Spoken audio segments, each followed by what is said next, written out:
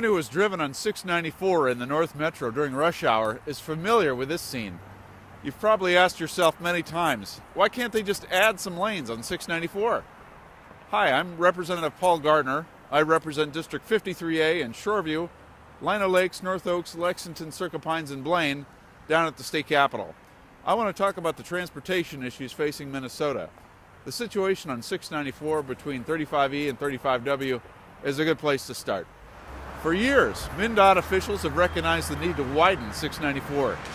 But without replacing the Rice Street Bridge over the freeway, the project can't go ahead. MnDOT has pledged for more than a decade to fix the bridge, but they don't have the money and have no plans to fix it for at least the next 15 years. The Rice Street Bridge problem is a symptom of a deeper, widespread problem. Years of underfunding from the state have left cities and counties with far too much funding responsibility to fix our roads and bridges.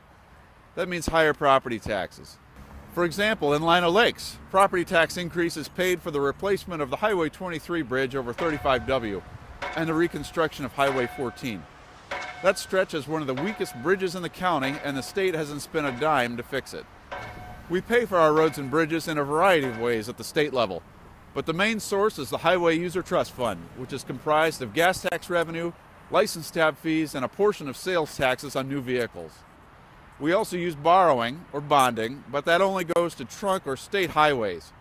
And it's important to know, for every penny we bond for roads, we must pay it back in full with interest. In just the last 5 years, the amount of interest on trunk highway bonds has increased by 650%, and there's no dedicated source of revenue to pay them off.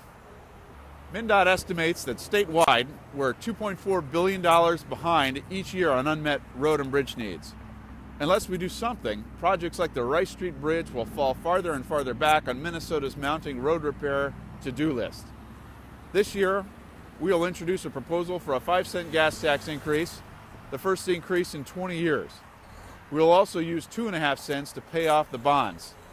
There is also a proposal for a metro-wide sales tax to increase options like park and rides and transit. I favor a referendum personally for the sales tax, so you have a chance to vote on the sales tax. The gas tax is 100% dedicated to roads and bridges by the state constitution. It can't be used for transit, healthcare, or any other purpose.